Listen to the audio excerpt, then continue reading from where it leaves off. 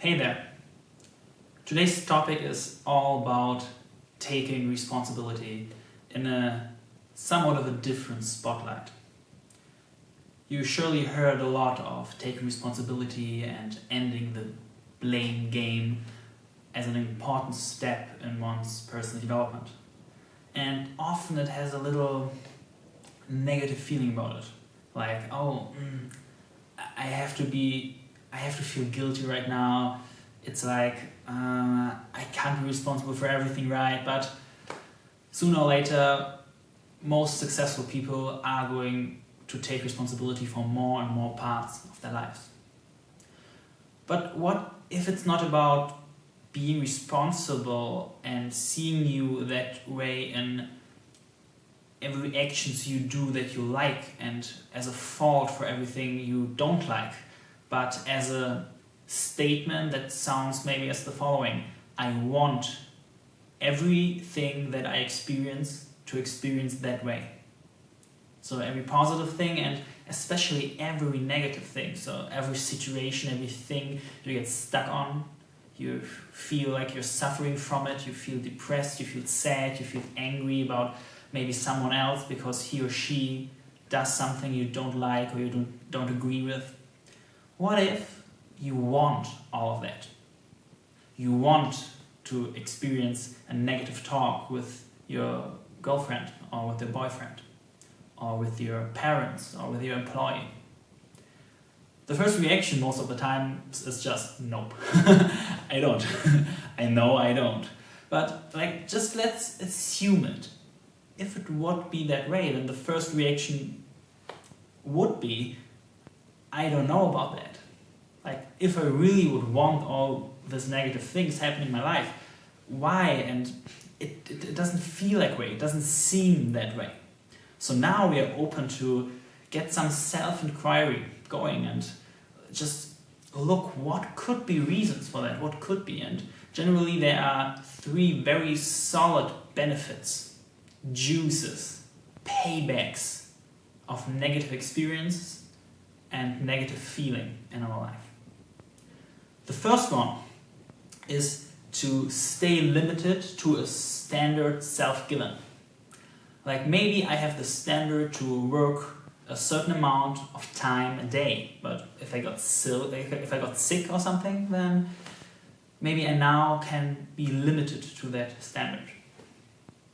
Maybe my standard is to work on myself in every area possible, but if I just get wronged in a dispute with my partner, if he or she is just doing things I don't feel okay with, then I do not have to grow because it's his or her fault, right? I can stay limited in my growth. I can stay limited in my self-reflection because of a situation that seems like I don't want it at all and seems like suffering. And this staying limited, actually we can stay limited as much as we want, but we do not perceive it that way. Because if we would stay limited, if we would just take lots of days off, and we have a self-standard of I don't want to take a lot of days off, I want to work every day for such and such amount, then if you stay limited, you feel guilty about it. I just invite you to the thought of it. It's nothing personal. It does not apply to every one of you. It's just an invitation for me. So normally if we stay limited in an area in which we do not feel, in which we do have the urge to reach our potential and do that what we have intent to do, and then we stay limited, we feel guilty about it. We feel like I should have done it, but I didn't and it's my fault. So if we have an illness, if we have stress, if we have some situation that just could justify that, I could stay limited and not feeling guilty about it. Another payoff is love, connection, and support and caring from others.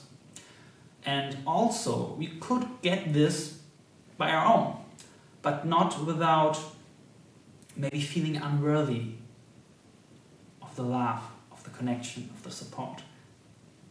So if you have a negative situation in our life, maybe someone's treating us very bad, maybe we get stuck somewhere, we have friends, we have parents, we have maybe our partner or others to help us out, and we get you're getting it, just believe in yourself, I believe in you, let's get someone out here and do something, let's have an adventure, let's go go to a bar, go out, go whatever, or maybe you have this connection, the love, the support, without asking for it undeservedly, without asking for it without any reason. So you do not have a situation where you say, please, I'm fine, I'm really fine, but I still need your love, I still need your connection, I still need your support.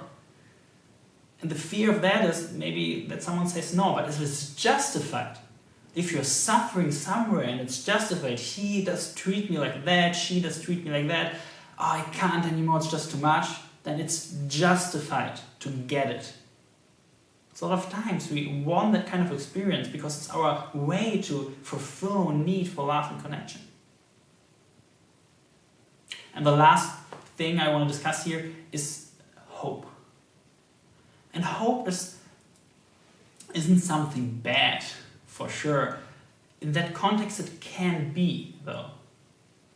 If you amplify and imbue hope with specialness, then it can be something bad.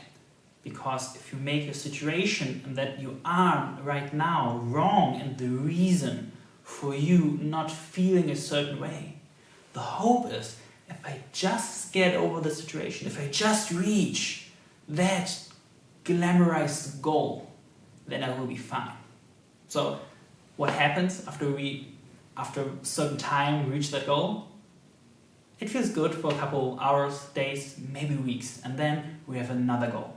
Another goal with another hope of, if I just reach that, if I just accomplish that, I will be finally happy. So the hope is a substitute for the courage to look inside and see that the source of our fear is of our fear some state. The source of our angriness is that we have a lot of angriness in us. It's all from inside, and if we would face that and stop projecting it onto the world, there's the fear of us not being enough. And then there's the fear of, what if I cannot handle it? I for sure can change a certain situation, but what if it's just me, if I'm just not enough, if I'm just not capable of transcending these kind of negative emotion?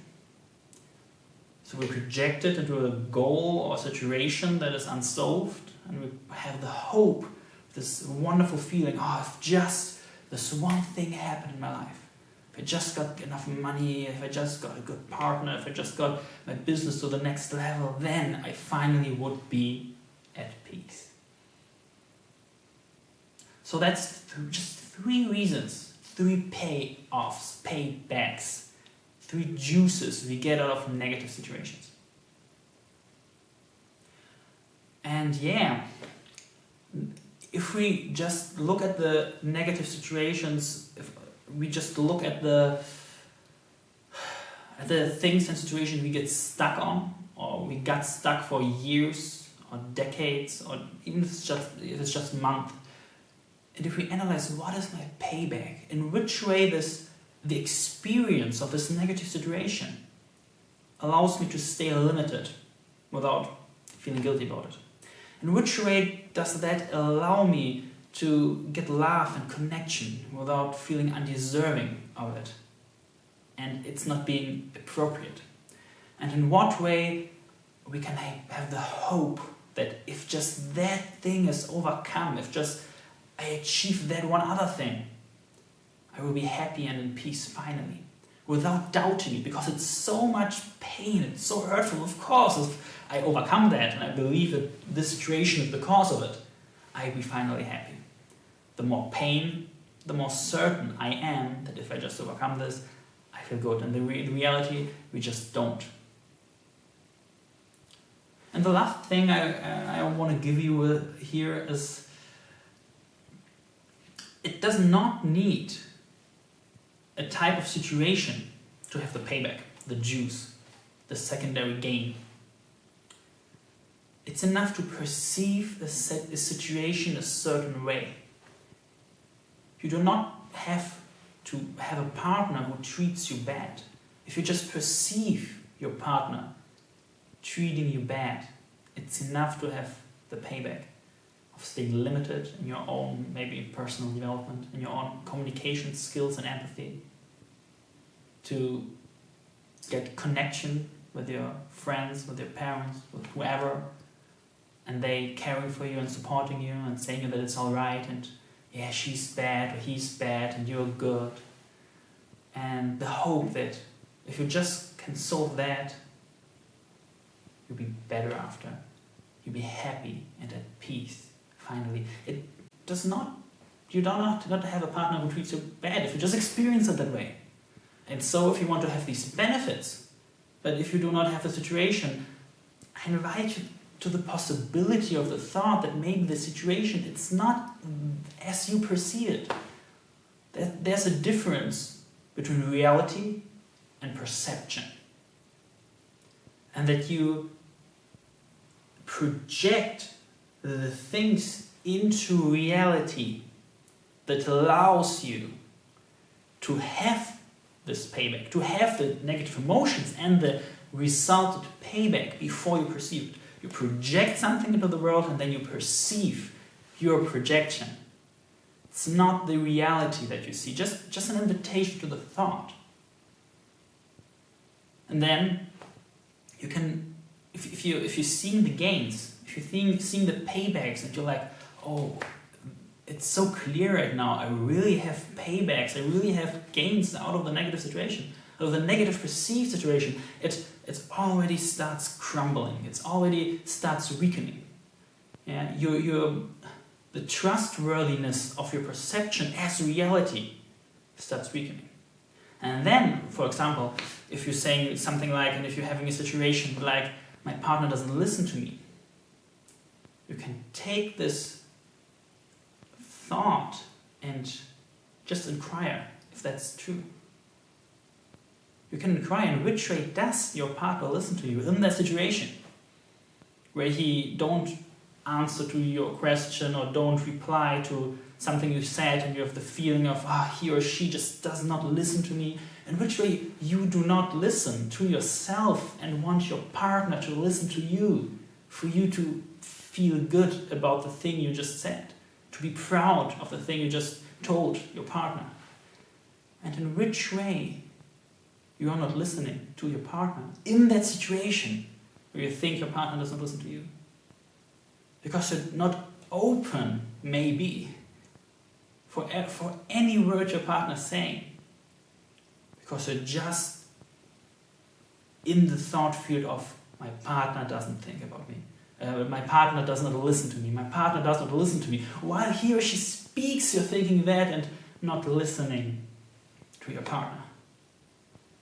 And if you do that, if you find these paybacks, if you assume complete responsibility in the sense of, I want every experience that I have right now, and then you find the paybacks, you find what juice you can get of it, what gain you can get of the negative experience of situations, you can then, in the last step, inquire the perceived situation as it is and find opposites, negate it. My partner doesn't listen to me, maybe my partner does listen to me. Let's find some examples. Yeah, I don't listen to my partner is another negation. Let's find examples. And I don't listen to myself is a negation. That's in that particular moment, not in general, in that moment, I do not listen to myself. I do not listen to my joy telling that. I just listen to what he or she, my partner, could respond to it. And then things get clear and vision gets cleared and the mind gets clear and it's all so easy. And then you see that every pain you've got, if you just look what it really is, what the source is, then you can get into this negative emotion you're feared of feeling guilty, maybe if you're still limited. Just go into the guilt and cry out, what is it? Do I feel guilty? What do I feel guilty about? What feel I guilty about? What do I feel guilty about? why? Why should I? Why do I choose to feel guilty about any types of situations? What payback does give the guilt to me? And maybe you know that already after the inquiry before that. Why? How do I use guilt? To get me to drive me? To get me out of a situation? Do I really need it? Did I constantly chose anything? And maybe at the end you see your own just innocence of believing you need guilt to achieve something. You need connection from others to feel wholesome. And you need a false substitution as hope that something will be so good and all the problems will be solved and peace and happiness will prevail. You need that because you just can't look inside with courage, because you can. And if you inquire and look at that and just it's like a practical meditation, then you have insights that empower you so much. And I wish you all good luck doing that. Thanks so much.